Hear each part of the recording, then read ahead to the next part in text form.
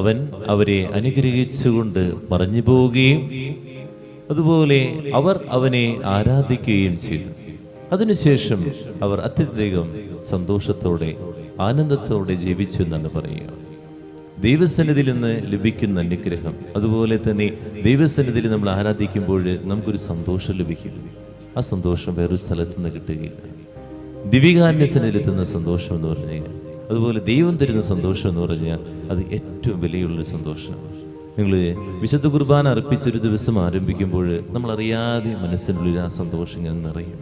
വിശുദ്ധ കുർബാന ഇല്ലാത്ത ദിവസം നിങ്ങൾ നോക്കിക്കോ, നമുക്ക് നിരാശയും അതുപോലെ നമ്മൾ ചെല്ലുന്നിടത്തൊക്കെ ദേഷ്യവും വാശിയും വെറുപ്പും ഒക്കെ ആയിരിക്കും.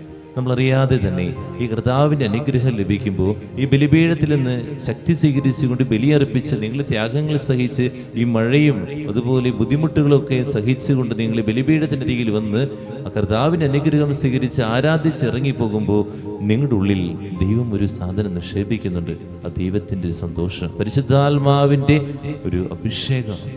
ആ സന്തോഷം നഷ്ടപ്പെടുത്താതിരിക്കുക. അത് കിട്ടുന്നവർ കുറവാണ്.